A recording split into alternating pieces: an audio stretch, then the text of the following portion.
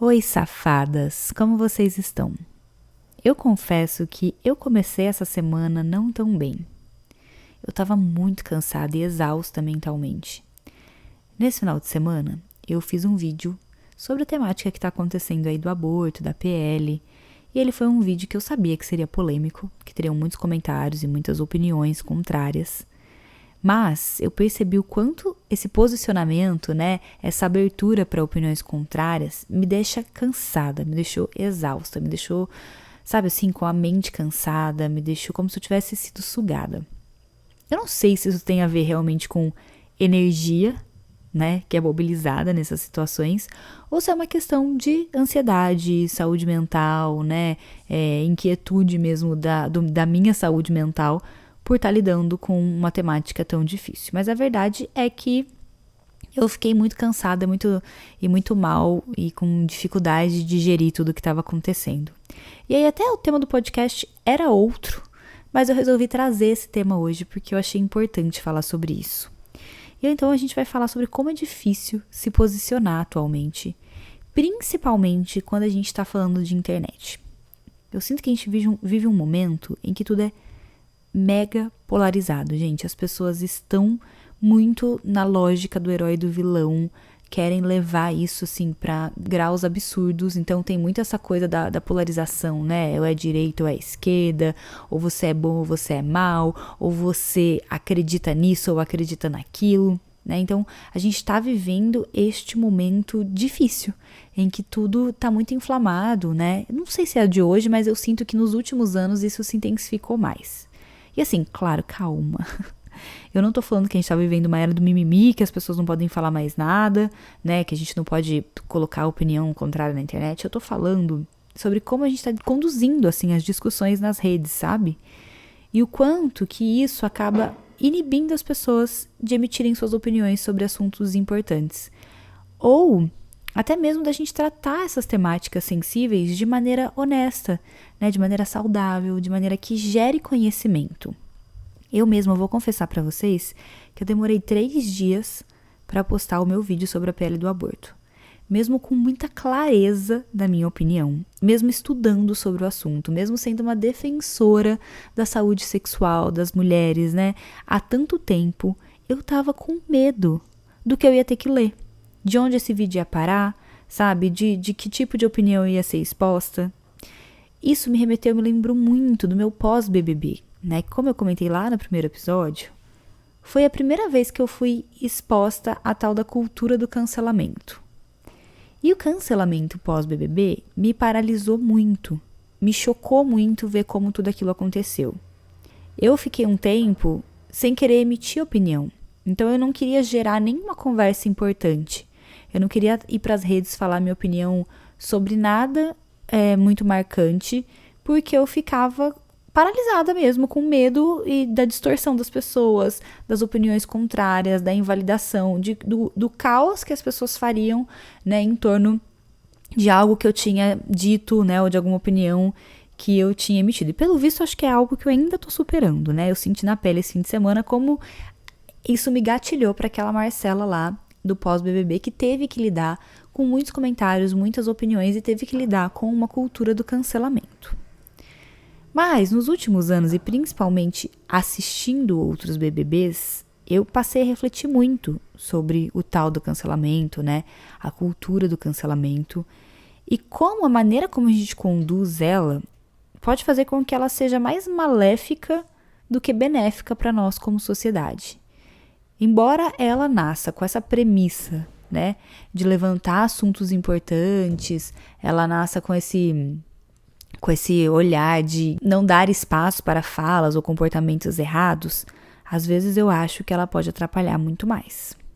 O primeiro ponto é que ela abriu, essa cultura toda do cancelamento, o cancelamento na internet, abriu espaço para esse julgamento super intenso nas redes, que, como eu disse, acaba silenciando muitas pessoas, Um outro exemplo disso, há uns 2 meses atrás, eu saí para tomar café com uma grande amiga minha. Ela é uma obstetra, assim, maravilhosa, gente. Desde que eu conheço ela, desde que a gente estava na residência, ela luta pela humanização do parto, ela luta pelo direito das mulheres. Ela é uma das pessoas, assim, mais sensatas nessa temática.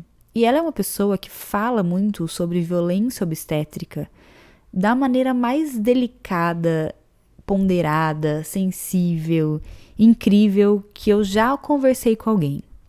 E a gente estava falando sobre isso nesse café, a gente estava comentando sobre coisas que a gente já viveu, né, situações que a gente aprendeu mesmo, a violência obstétrica e como a gente teve que desconstruir isso depois. E ela estava ali falando e dando uma aula sobre essa temática e sobre tudo que ela estuda e sobre todas as reflexões dela sobre o assunto. E eu falei, cara, amiga, você devia muito fazer conteúdo para as redes sociais para falar sobre esse tema. Eu falei, você é muito boa, é muito fácil entender o que você está falando. E assim, seria muito precioso que as mulheres e outros profissionais tivessem acesso a isso que você fala. E ela me respondeu assim, não, amiga, nossa, jamais, tô de boa. Falar disso na internet só vai me arrumar dor de cabeça e julgamento. Cara, eu saí de lá muito pensativa. Porque eu sei que essa mulher precisava ser mais ouvida sobre esse tema. O que ela tem para dizer é bom, é sensato, é importante, ela conduz da maneira correta, ela estuda para isso.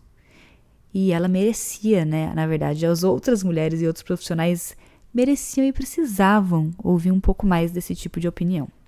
Fiquei com isso ali na minha cabeça e uns 2 dias depois, eu me deparei com um post da Clara Fagundes sobre o tal do efeito Dunning-Kruger. Se vocês nunca ouviram essa expressão, o que ele fala? Ele fala, é um estudo que foi feito, acho que em 1999 ele foi publicado, e eles estavam tentando traçar a relação entre conhecimento e autoconfiança.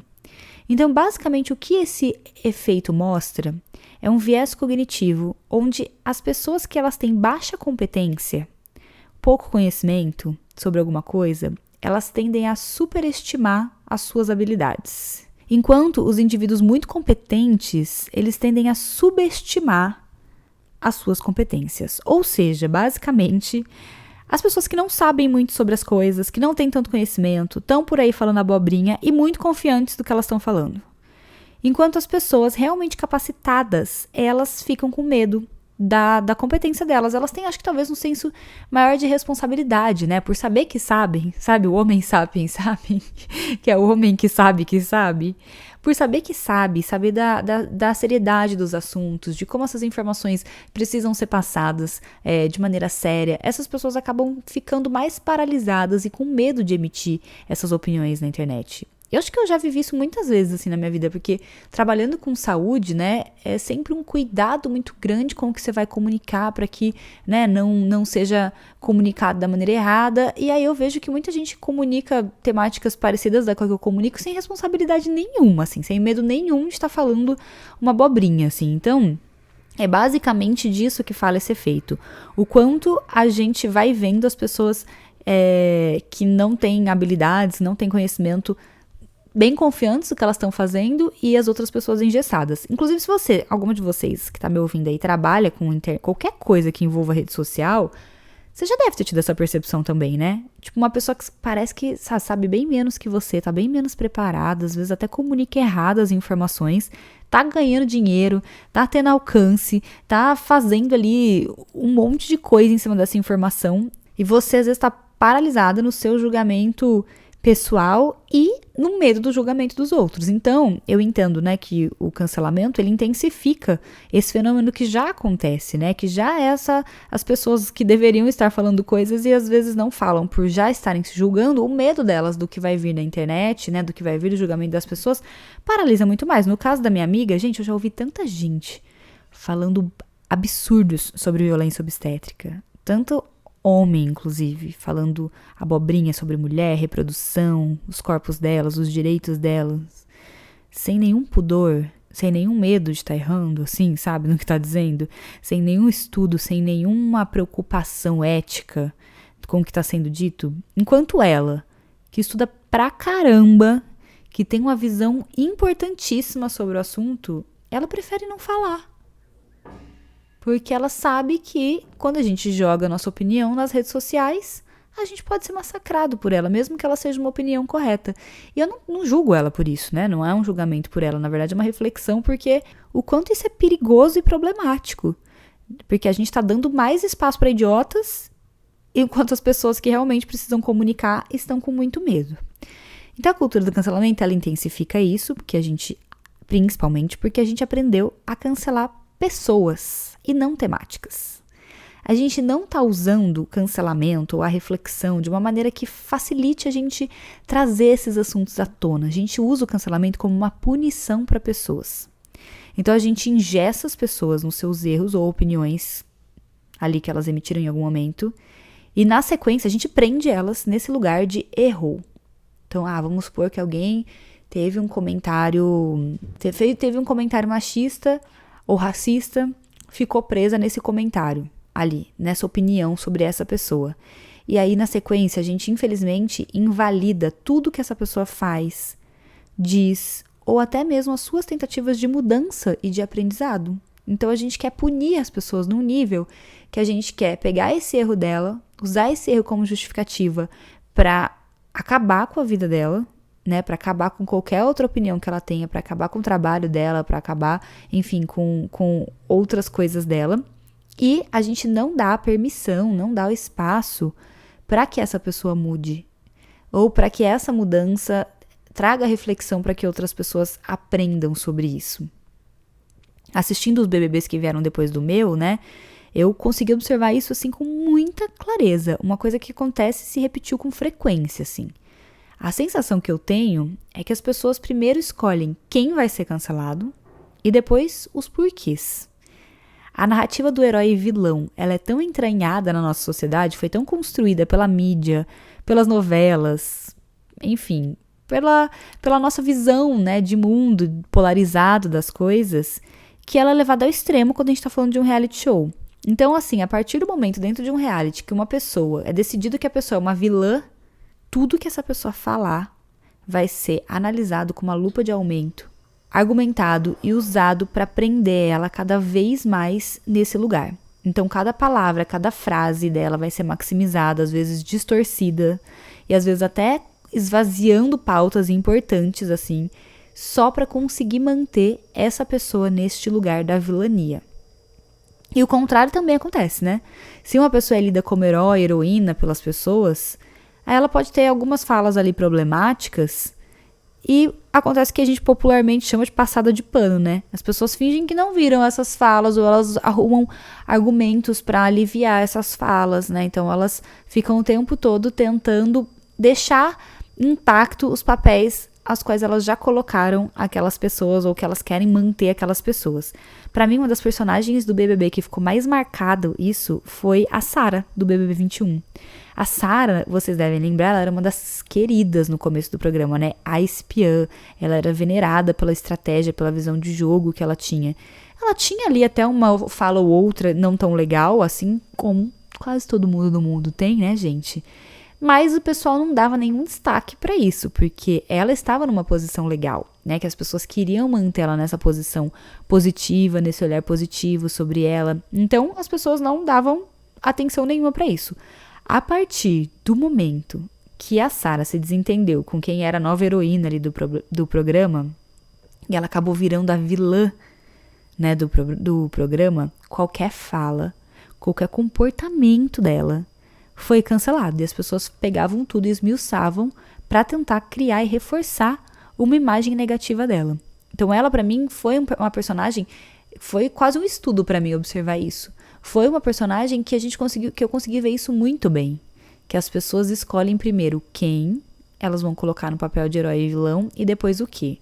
Claro que muitos dos cancelamentos, a maioria dos cancelamentos, eles começam a partir de uma fala, de um posicionamento errado. E eu não tô dizendo que a gente não tem que olhar para isso e falar sobre essas temáticas. Mas o que eu tô dizendo é que eu acho que a gente conduz isso de uma maneira errada. O cancelamento, que eu acho que ele pode ser uma excelente oportunidade para a gente discutir publicamente temas importantes. As pessoas, as figuras públicas, claro, elas devem sim ser responsabilizadas pelos seus atos, pelas suas falas e serem cobradas por retratações. E isso pode, inclusive, ser usado como exemplo. Mas o que se faz, geralmente, não é usar isso como uma oportunidade para falar para a sociedade, olha, tipo, isso aqui é errado por isso, isso, isso. A gente simplesmente usa cancelamento para cancelar pessoas, destruir carreiras, destruir pessoas. E aí a gente perde essa oportunidade de mostrar para as pessoas qual que é o real problema. Não colocar esse problema como se fosse de um indivíduo, sabe? Não é essa pessoa que é uma pessoa má e horrível e faz tudo errado e a gente vai cancelar ela. Mas qual é o problema disso aqui que essa pessoa falou? A gente vive em uma era que as pessoas elas se informam pelas redes sociais. Então pensa comigo, o que acontece? Alguém teve uma fala problemática. Aí eu vou lá e coloco essa pessoa como a pior do mundo.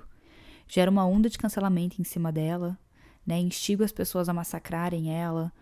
Para uma pessoa que não entendeu o problema da fala dela, vai soar como algo individual. É o que eu falei, aquela pessoa é ruim, ponto. Vou massacrar ela aqui porque ela é uma pessoa ruim. Ou, às vezes essa pessoa até concorda com essa fala, só que ela não vai mais repetir, talvez, só por medo de retaliação. Ela não entendeu qual é o problema. Ela só fica com medo de acontecer aquilo ali com ela, então ela não expõe mais, ela não tem, né, não verbaliza mais essa fala. Isso até resolve o problema parcialmente, né? A pessoa vai se calar, talvez a gente seja exposto a menos falas problemáticas, mas a gente não tá tendo um sentido educacional aí. Vou fazer um parêntese, claro, né? Tem casos e casos, gente. Tem pessoas que têm falas intencionais e absurdas. Tem pessoas que, mesmo sendo pontuadas sobre o problema, seguem firmes nas falas, nas convicções, são reincidentes no que estão nos comportamentos. E eu não tô falando que a gente tem que passar pano pra essa gente, tá? Eu não tô falando que a gente tem que ouvir pastor falar que beijou a filha na boca, que é uma coisa criminosa, e ficar quieto sobre isso. Né? Não tô falando que a gente deve relevar o que essas pessoas falam ou dizem. Principalmente se essas pessoas são reincidentes, né? Claro que aí a gente faz muito mais sentido a gente cancelar a pessoa no sentido de cara, não quero mais nem ouvir o que essa pessoa tem pra dizer, do que a gente ficar só focando nas falas. Mas eu tô falando principalmente daquelas atitudes, opiniões de internet, reality, falas de realities, que muitas vezes vêm de um discurso de senso comum, né, da falta de conhecimento sobre alguns assuntos, né, de reprodução de coisas que a gente faz ou fala como sociedade, né, então essas falas, atitudes que a gente vê em vários lugares, que até os nossos amigos e familiares repetem, mas que nas redes sociais ou quando a gente tá vendo figuras públicas, a gente julga com uma intensidade imensa. Eu já tive momentos que às vezes eu tava, depois do programa, na mesa com amigos ou com família, e as pessoas falavam algumas coisas que eu pensava, cara, se tivesse uma câmera aqui, você tava ferrado. E eu tenho certeza que vocês experimentam isso também na vida de vocês, né? Essa brincadeira do cara, se alguém ouvisse essa conversa, a gente era cancelado. Porque existem falas e questões que a gente precisa fazer com que a sociedade reflita. Nossos amigos reflitam, né? As pessoas ao nosso redor reflitam, porque às vezes elas simplesmente não sabem realmente qual é o problema em cima daquilo ali. Também, né? Não tô dizendo que essas falas, quando alguém público fala alguma coisa, a gente não tem que julgar a pessoa, ou não tem que julgar a fala, né? Ou até mesmo, também não tô dizendo que só porque não é intencional, não é uma violência, não machuca. Claro que sim, claro que é. Mas eu acho importante a gente fazer a distinção de como, e não se, mas como conduzir. Não é que assim, eu não vou conduzir essa problemática, eu não vou trazer isso à tona, mas como eu posso trazer isso, entendeu? Eu acho que, apesar de escancarar o erro, nossos discursos, eles deveriam ser menos sobre a pessoa que errou e mais sobre o fato que aconteceu, entende? Assim, como eu disse, a gente tem que cobrar a pessoa sobre um posicionamento, mas a gente tem que dar espaço, inclusive, para que essa pessoa possa se redimir e ser exemplo de mudança para outras pessoas, que não é o que acontece no cancelamento, né? Geralmente no cancelamento, levanta a temática e a pessoa vai tentar se desculpar. Aí as pessoas, tá só se desculpando porque as redes sociais cobraram. O que essa pessoa vai fazer? Como que essa pessoa vai agir se a gente não dá o espaço para essa pessoa tentar mudar? Marcela, mas é que tem gente que realmente não quer mudar. Claro, mas tem gente que quer. Tem gente que realmente consegue entender que errou ali, que teve uma fala complicada ou que agiu de uma maneira errada e que talvez nunca tivesse pensado nisso. E essa pessoa precisa responder sim pelo ato. Ela precisa sim, talvez, ser exposta, principalmente sendo uma pessoa pública, né?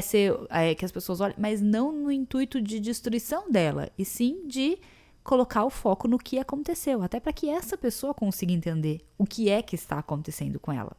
Porque volta comigo em quem tá lá vendo de fora, igual eu falei. Imagina que essa pessoa tinha falas ou comportamentos parecidos, similares, aí ela vê essa outra pessoa só sendo massacrada, né? Vai ver a internet, todo mundo massacrando essa pessoa. Ou ela vai pensar, como eu falei, que isso é uma coisa individual, que aquela pessoa é uma pessoa má, ou ela vai se calar com medo de represália. Mas ela não entendeu. Ela segue pensando, às vezes, no off, mesmo que ela não fale publicamente ou não fale nas redes, ela segue pensando igual aquela pessoa. Agora, se eu uso a oportunidade para explicar a temática, o porquê que ela fala errada, se eu cancelo uma fala e não uma pessoa, se eu tenho essa pessoa cancelada com a oportunidade de reconhecer esse erro, se desculpar, recalcular a rota, eu posso provocar uma reflexão nesse outro que está assistindo, nesse outro que está se educando através da internet, nessa pessoa que está consumindo coisas de mainstream e que se depara, às vezes, pela primeira vez com matemática. Vai ter gente que não quer aprender, claro, mas a gente não consegue salvar o mundo. A gente tem que fazer o que é possível para quem está afim, né?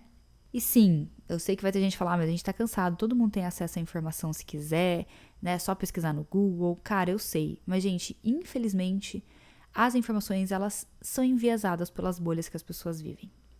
Eu gostaria de acreditar que não, mas meus próprios amigos, famílias e minha história pessoal me mostram que sim.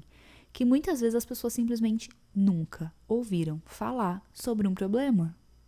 E às vezes é pela mídia, o primeiro acesso, é pelo mainstream, é pelo reality show, é pela fala de alguém na internet. Então, quando a gente tem uma exposição grandiosa de um erro de alguém, eu vejo isso como uma super oportunidade de tentar educar as pessoas sobre aquele erro, sabe?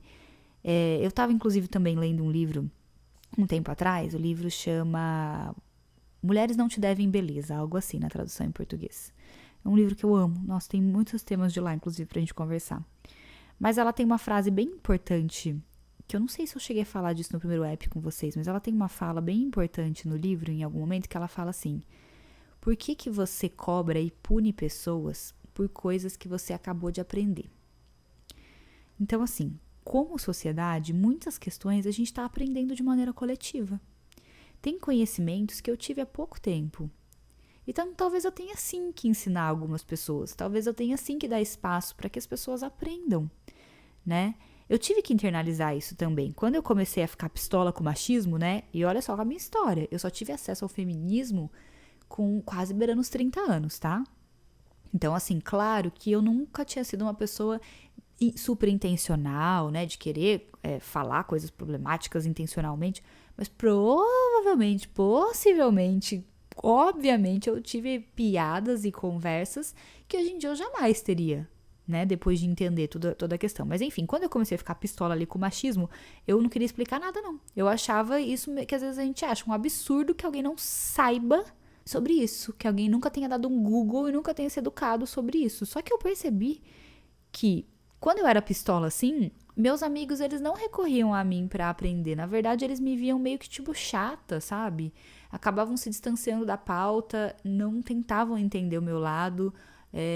Eu virava meio que aquela chata da roda, sabe? Assim. E tudo bem, né? Também tá tudo bem isso. Mas quando eu mudei, eu internalizei esse pensamento, né? De, pô, cara, você também acabou de aprender. Faz pouco tempo que você sabe sobre essas coisas. Faz pouco tempo que você, né, teve a oportunidade de abrir seu olho, de ouvir sobre essas pautas. E eu tinha acesso a Google. Só que numa bolha que a problemática nem me atingia às vezes, entende, gente? É muito delicado isso, porque a gente quer sim acreditar, e é verdade que todo mundo tem acesso ao Google, mas infelizmente às vezes as informações nem chegam nas pessoas, porque elas estão muito imersas numa realidade que essa problemática não é nem levantada, né? Então eu gosto de trabalhar com a realidade. Quando eu internalizei isso e comecei a flexibilizar, né, a minha atitude até educacional, a maneira como eu educava, como eu falava sobre os temas, cara, mudou. A galera começou a me usar também pra tirar dúvida, recorrer a mim pra pedir informação, pra quando alguma coisa incomodava elas, as minhas amigas, quando alguma coisa machista tinha acontecido com elas e elas queriam saber se era da cabeça delas ou não, ou os meus amigos, ou a minha família, quando queria saber se alguma coisa, enfim, se era uma coisa errada ou não de se pensar ou de se falar, enfim. Eu vi que as pessoas começaram a recorrer comigo, a mim, nesse lugar educacional, e eu tive a oportunidade de mudar muitas coisas que as pessoas pensavam. Eu tive essa oportunidade de ver, olha, dentro da minha família eu vi isso tanto, com a minha mãe, com a minha irmã. Eu tive muita oportunidade de explicar para elas coisas, sabe? São duas mulheres maravilhosas, mas que realmente a problemática ali, e claro, possivelmente por todos os privilégios, e eu não vou fingir que não tinha atingido elas, né? Mas foi importante poder ver essa mudança e gerar essa mudança. Esses dias eu tava viajando com a minha irmã, e aí tava tocando uma música. Cara, minha irmã sempre foi uma mulher que teve uma cultura, né? Viveu num pensamento muito machista, assim, das coisas, né? E aí, hoje em dia a gente trabalha juntos, já tem uns anos. Ela foi mudando tanto com o tempo, assim, tanto. Que aí, mas ela era daquelas pessoas que acreditavam que, tipo assim, cara, você tem que ficar no casamento, independente se o cara é escroto, pelas coisas que ele te proporciona, sabe? Uns pensamentos bem retrógrados ela já teve. Eu vou falar porque ela sabe que ela já teve e ela não se importa de falar disso. Mas ela tinha, há pouco tempo atrás, pensamentos muito complicados, vivências super complicadas, né? E aí, eu tava no carro com ela e tocou uma música e o cara falou alguma frase, tipo assim, vou te fazer mulher. Daí ela virou pra mim e falou assim, eu fico com uma raiva quando eu escuto essa fala, que vou te fazer mulher, eu já sou mulher, não sei o que. Eu achei tão fofo, sabe, tão legal que ela tava tendo essa conversa comigo e que ela conseguiu ter essa mudança de pensamento. E essa foi uma mudança a partir de informação, né? Talvez se eu tivesse tido sempre uma postura de foda-se, sabe, vai aprender, tá aí na internet, não tivesse nunca aprendido. É a minha obrigação ou de alguém ensinar? Não, claro que não. E eu entendo quem tá cansado, quem tá de saco cheio, quem não quer ocupar esse lugar de educação, até porque sim, a gente vive as violências, né, na pele, e a gente às vezes fica de saco cheio de ter que repetir o óbvio para as pessoas. Então, não acho que é uma obrigação de ninguém. Eu só tô trazendo uma reflexão sobre como a gente pode conduzir, porque eu entendi que é mais eficaz quando eu faço assim. Então, talvez, por ser uma pessoa que tem tantos privilégios, né, que me permitem ter um pouco mais de paciência para falar sobre esse assunto, porque talvez muitas das violências que eu sofreria como mulher ou como pessoa LGBT não me atravessam por todos os privilégios que eu tenho, né, na vida, acho que me resta um pouco mais de paciência para poder falar. Eu estou um pouco menos cansada do que outras pessoas para falar. Então, eu acho que eu uso assim, sabe? Eu acho que essa é uma maneira interessante da gente falar um pouco sobre os assuntos, da gente discutir. Porque, inclusive, gente, quando eu fui cancelada no meu pós-BBB, tinha muitas coisas nonsense, né, ali, claro, né, o reality, como eu falei, ele sempre tem essa coisa, às vezes, de esvaziar falas e de coisas que não faziam sentido, mas tinha coisas que eu precisava, assim, aprender.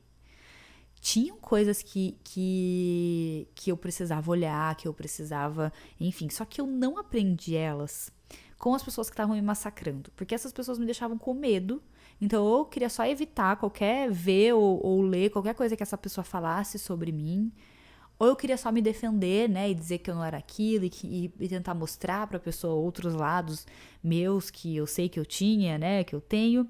Eu aprendi com as pessoas que ou tiveram a paciência ali de ensinar um pouco, ou que pelo menos me disseram, tipo assim, cara, eu reconheço as coisas, outras coisas de você, mas nisso aqui, cara, você tá errada. Vai ler, vai estudar, sabe? Então, assim, óbvio, eu poderia ter aprendido só ali no massacre, mas me paralisou mais do que me ensinou. É uma experiência que eu passei e uma experiência que eu vejo muita gente passar. Então, eu já vi muitas vezes eu tentar explicar uma coisa para as pessoas de uma maneira que sem abertura, né, de ensinamento e com abertura de ensinamento, e funcionou mais quando eu estava disposta a ensinar. E é por isso que eu acho que a gente então pode usar o cancelamento e as discussões da internet de maneira mais inteligente, com mais potencial para a educação, sabe? E chegar nas pessoas que precisam refletir. Como eu falei, chegar no mainstream, nas pessoas que às vezes estão vendo pela primeira vez aquele assunto sendo falado. E se eu sou inteligente de traçar a estratégia de focar no assunto e não de massacrar alguém, eu consigo chegar a mais pessoas. E além disso, né, a estratégia do massacrar alguém Era uma estratégia complicada, né, gente? Porque eu tenho um pensamento também sobre o cancelamento, que é o seguinte, eu na minha vida, pra tudo que eu milito, vamos dizer assim, na minha vida, eu milito pra que as pessoas entendam o que eu tô falando. Eu milito pra mudar a opinião de outras pessoas. Eu fiz um vídeo sobre o aborto não para mostrar como eu sou maravilhosa e entendida do assunto. Não era essa a minha intenção. Era fazer com que as pessoas que talvez ainda não estejam tão embebidas em discursos extremos assistam o que eu tô falando e pensem, cara, sim, eu consigo entender o sentido disso aqui. E talvez eu até mude a opinião de algumas pessoas. Talvez eu faça essa pessoa mudar a opinião de outras, traga reflexão para essas pessoas. Então, assim, eu entendo na vida que o sentido da militância é puxar a gente pro nosso lado. O sentido da militância, para mim, é que quando eu aponto o erro de alguém, ela seja capaz de mudar esse olhar. Ela seja capaz de vir pra cá e trazer outras pessoas comigo. Porque se eu milito só pra humilhar outra pessoa, se eu milito só pra me mostrar melhor, mais entendida de um assunto que outra pessoa, eu tô militando pelo meu ego e não pela transformação. E às vezes eu acho que o cancelamento, ele vai tanto nesse lugar do ego, em que as pessoas vão e massacram outras pessoas só pra elas se sentirem melhores, ou pra elas se sentirem mais entendidas do assunto, ou pra elas se sentirem superiores, ou pra elas aliviarem as dores pessoais delas, que elas não têm objetivo nenhum de fazer nem aquela pessoa que teve uma atitude ali, nem as outras que estão vendo isso acontecer, aprenderem nada com aquilo. Elas só querem vingança. Para mim, o cancelamento, a militância de vingança, ou o cancelamento de vingança, ele é egóico. Ele tá para atender o nosso ego. Ele não tá para cumprir o propósito, que é de transformar. E eu não acredito nisso. Eu acredito que a gente tem um papel na vida militando e levando nossas questões pra gente promover transformações. E não existe transformação num espaço onde eu tô lutando mais pelo meu ego do que para educar. Então, eu penso assim, e eu acho que assim, quem sabe a gente consiga gerar mais espaços seguros para que as pessoas emitam as suas opiniões sem serem atacadas pessoalmente, a gente consiga diminuir um pouco essa polarização que tem das coisas, de extremos, né, de que as pessoas usam opiniões e falas para destruir outras pessoas, né, então não dão a oportunidade, não escutam outras versões. Eu acho que a gente só tem a ganhar com isso, sabe? Quem sabe assim a gente também consegue encorajar as pessoas sábias, como minha amiga, a exporem as coisas importantes que elas têm para falar. A gente criando ambientes mais seguros em que a gente consegue promover mais educação do que briga de ego na internet, quem sabe a gente não encoraja lugares mais honestos de conversa. Quem sabe a gente não encoraje essas pessoas que têm coisas importantes para dizer não se calarem enquanto as pessoas que só têm burrice para falar se sentem tão corajosos de verbalizar tudo o que querem. Fez sentido para vocês, gente? Se não fez, não me cancelem. Tá tudo bem, eu tô aqui pra gente refletir juntas. Mas eu gostaria que vocês pensassem sobre isso e me falassem a opinião de vocês. E um beijo, bom resto de semana pra vocês e até o próximo.